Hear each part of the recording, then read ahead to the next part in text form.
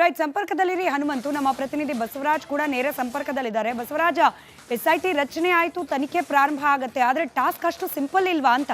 ಯಾಕಂದ್ರೆ ಒಂದ್ ಕಡೆ ಕಾನೂನಾತ್ಮಕವಾದ ತನಿಖೆ, ಮತ್ತೊಂದ್ ಕಡೆ ಈ ಐಡಿಯಾಲಜಿಕಲ್ ಬ್ಯಾಟಲ್ ಕೂಡ ನಡೀತಾ ಇದೆ. ಇದು ಬೇಕಂತ ಒಂದು ಹಿಂದೂಗಳ ಧಾರ್ಮಿಕ ಕೇಂದ್ರವನ್ನ ಟಾರ್ಗೆಟ್ ಮಾಡಿ ಮಾಡ್ಲಾಗ್ತಾ ಇರುವ ಆರೋಪ ಅಂತ ಹೇಳಿ.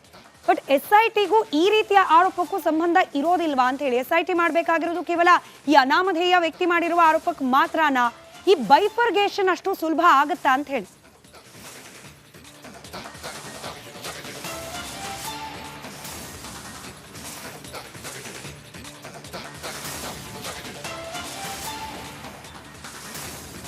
ಖಂಡಿತ ಈ ಒಂದು ವಿಚಾರ ಏನಿದೆ ಇದು ಬಹಳ ಸೂಕ್ಷ್ಮವಾದಂಥ ವಿಚಾರ ಮತ್ತು ರಾಜ್ಯ ಸರ್ಕಾರದ ನಡೆ ಕೂಡ ಅಷ್ಟೇ ಸೂಕ್ಷ್ಮವಾಗಿರ್ತಕ್ಕಂಥದ್ದು. ಯಾಕಂದ್ರೆ ಬಿಜೆಪಿ ಸೇರಿದಂತೆ ಬೇರೆ ಪಕ್ಷಗಳು ಆರೋಪವನ್ನು ಮಾಡ್ತಾ ಇರ್ತಕ್ಕಂಥದ್ದು ಧಾರ್ಮಿಕ ಭಾವನೆಗೆ, ಅದರಲ್ಲೂ ಹಿಂದೂ ಧಾರ್ಮಿಕ ಭಾವನೆಗೆ ಧಕ್ಕೆ ತರತಕ್ಕಂಥ ಕೆಲಸವನ್ನ ಕಾಂಗ್ರೆಸ್ ಸರ್ಕಾರ ಮಾಡಕ್ಕೆ ಹೊರಟಿದೆ ಅನ್ನುವಂಥ ಒಂದಷ್ಟು ಆರೋಪಗಳನ್ನು ಮಾಡ್ತಾ ಇದ್ದಾರೆ. ಹಾಗಾಗಿ ಈ ಒಂದು SIT ರಚನೆಯ ಜೊತೆಗೆ ರಾಜ್ಯ ಸಂಪರ್ಕದಲ್ಲಿ ಬಸವರಾಜ್ ನಮ್ಮ ಜೊತೆ ಮಹಿಳಾ ಆಯೋಗದ ಅಧ್ಯಕ್ಷೆ ನಾಗಲಕ್ಷ್ಮಿ ಚೌಧರಿ ಅವರು ದೂರವಾಣಿ ಸಂಪರ್ಕದಲ್ಲಿದ್ದಾರೆ. ಮೇಡಮ್ ನಮಸ್ಕಾರ.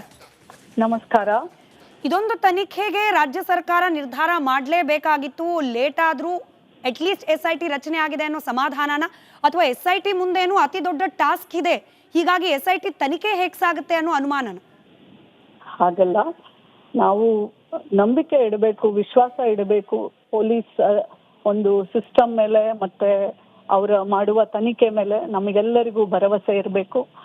ಮಹಿಳಾ ಆಯೋಗದ ಒಂದು ಪತ್ರವನ್ನ ಮಾನ್ಯ ಮುಖ್ಯಮಂತ್ರಿಗಳಿಗೆ ನಾನು ಬರೆದಿದ್ದೆ. ಹಾಗಾಗಿ ಅದನ್ನ ಸ್ವೀಕಾರ ಮಾಡಿದ್ದಾರೆ. ಇವತ್ತು ಬಹಳ ಹಿರಿಯ ಪೊಲೀಸ್ ಅಧಿಕಾರಿ ಪ್ರಣವ್ ಮೊಹಂತಿ ಅವರ ಒಂದು ಅಧ್ಯಕ್ಷತೆಯಲ್ಲಿ SIT ಟೀಮ್ ರಚನೆಗೊಂಡಿದೆ. ನಾವು ಕಾಯೋಣ ಅಲ್ವಾ? ಸೊ ಹಾಗಾಗಿ ನನಗೆ ವಿಶ್ವಾಸ ಇದೆ, ತನಿಖೆ ಆಗತ್ತೆ, ನ್ಯಾಯ ಸಿಗತ್ತೆ ಅಂತ. ಸೊ ನಾವೆಲ್ಲರೂ ಅದನ್ನ ಕಾದು ನೋಡೋಣ ಅಂತ ನಾನೆಲ್ರಿಗೂ ಹೇಳಕ್ಕೆ ಇಷ್ಟಪಡ್ತೀನಿ. ಈಗ ಸುಪ್ರೀಂ ಕೋರ್ಟ್ ನ ಹಿರಿಯ ವಕೀಲರು KV ಧನಂಜಯ್ ಅವರು, ಅವರ ಹೇಳಿಕೆ ನಿಮ್ಮ ಗಮನಕ್ಕೂ ಕೂಡ ಬಂದಿರುತ್ತೆ. ಅಂದ್ರೆ ಪ್ರಭಾವಿ ವ್ಯಕ್ತಿಗಳು, ಪ್ರಭಾವಿ ಕ್ಷೇತ್ರದ ಇನ್ವಾಲ್ವ್ಮೆಂಟ್ ಇರೋದ್ರಿಂದ ನಮ್ಮ ರಾಜ್ಯದಲ್ಲಿ ಪೊಲೀಸ್ ಇಲಾಖೆ ತನಿಖೆ ನಡೆಸಿದ್ರೆ ಪಾರದರ್ಶಕತೆ ಬಗ್ಗೆ ಪ್ರಶ್ನೆ ಎದ್ದು ಬಿಡುತ್ತೆ ಅಂತ ಹೇಳಿ. ಅದ್ರ ಬಗ್ಗೆ ನಾನು ಅವರ ಒಂದು ಕಮೆಂಟ್ಸ್ ಬಗ್ಗೆ ನಾನು ನನ್ನ ಅಭಿಪ್ರಾಯ ಹೇಳಕ್ಕೆ ಸಾಧ್ಯ ಇಲ್ಲ. ಆದ್ರೆ ನಾನು ಸರ್ಕಾರಕ್ಕೆ ಧನ್ಯವಾದಗಳನ್ನ ಹೇಳಕ್ ಇಷ್ಟಪಡ್ತೇನೆ.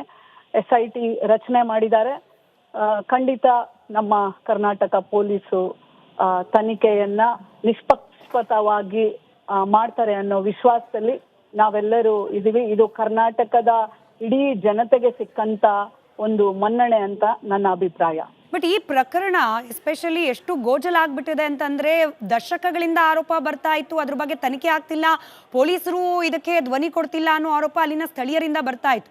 ಈಗ ತನಿಖೆ ಪ್ರಾರಂಭ ಮಾಡಿದ್ರೆ ಈ ಟೈಮ್ ಗ್ಯಾಪ್ ಏನಿದೆ ಮೇಡಮ್, ನ್ಯಾಯ ಪ್ರಕ್ರಿಯೆಯಲ್ಲಿ ವಿಳಂಬ ಮತ್ತಷ್ಟು ಆಗ್ಬಿಡುತ್ತಾ, ಅಥವಾ ಕೆಲವೊಂದಷ್ಟು ಮಹತ್ವವಾದ ಸಾಕ್ಷ್ಯಗಳೆಲ್ಲಾದ್ರೂ ಮಿಸ್ಸಿಂಗ್ ಆಗ್ಬಿಡುತ್ತಾ?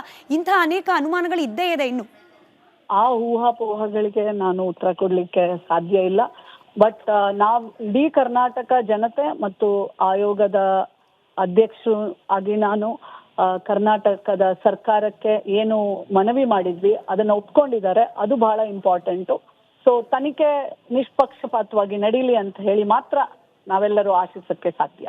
ರೈಟ್, ಧನ್ಯವಾದ ನಾಗಲಕ್ಷ್ಮಿ ಚೌಧರಿ ಅವರೇ. ರಿಪಬ್ಲಿಕ್ ಕನ್ನಡದ ಜೊತೆ ಮಾತನಾಡಿದ್ದಕ್ಕೆ. ಇದು ಮಹಿಳಾ ಆಯೋಗದ ಅಧ್ಯಕ್ಷೆ ನಾಗಲಕ್ಷ್ಮಿ ಚೌಧರಿ ಅವರ ಪ್ರತಿಕ್ರಿಯೆ. ರೈಟ್, ಸಂಪರ್ಕದಲ್ಲಿರಿ ಹನುಮಂತು. ನಮ್ಮ ಪ್ರತಿನಿಧಿ ಬಸವರಾಜ್ ಕೂಡ ನೇರ ಸಂಪರ್ಕದಲ್ಲಿದ್ದಾರೆ. ಬಸವರಾಜ, SIT ರಚನೆ ಆಯಿತು, ತನಿಖೆ ಪ್ರಾರಂಭ ಆಗುತ್ತೆ, ಆದರೆ ಟಾಸ್ಕ್ ಅಷ್ಟು ಸಿಂಪಲ್ ಇಲ್ವಾ ಅಂತ? ಯಾಕಂದ್ರೆ ಒಂದ್ ಕಡೆ ಕಾನೂನಾತ್ಮಕವಾದ ತನಿಖೆ, ಮತ್ತೊಂದ್ ಕಡೆ ಈ ಐಡಿಯಾಲಜಿಕಲ್ ಬ್ಯಾಟಲ್ ಕೂಡ ನಡೀತಾ ಇದೆ. ಇದು ಬೇಕಂತ ಒಂದು ಹಿಂದೂಗಳ ಧಾರ್ಮಿಕ ಕೇಂದ್ರವನ್ನ ಟಾರ್ಗೆಟ್ ಮಾಡಿ ಮಾಡ್ಲಾಗ್ತಾ ಇರುವ ಆರೋಪ ಅಂತ ಹೇಳಿ. ಬಟ್ SITಗೂ ಈ ರೀತಿಯ ಆರೋಪಕ್ಕೂ ಸಂಬಂಧ ಇರೋದಿಲ್ವಾ ಅಂತ ಹೇಳಿ. SIT ಮಾಡಬೇಕಾಗಿರೋದು ಕೇವಲ ಈ ಅನಾಮಧೇಯ ವ್ಯಕ್ತಿ ಮಾಡಿರುವ ಆರೋಪಕ್ಕೆ ಮಾತ್ರನಾ? ಈ ಬೈಫರ್ಗೇಷನ್ ಅಷ್ಟು ಸುಲಭ ಆಗತ್ತಾ ಅಂತ ಹೇಳಿ?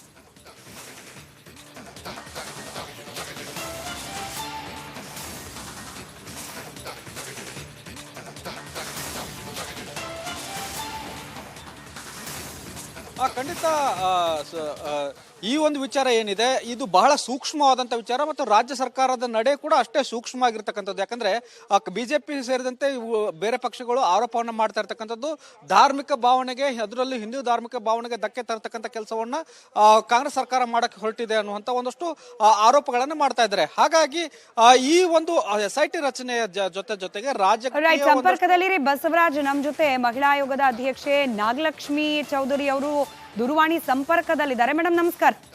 ನಮಸ್ಕಾರ.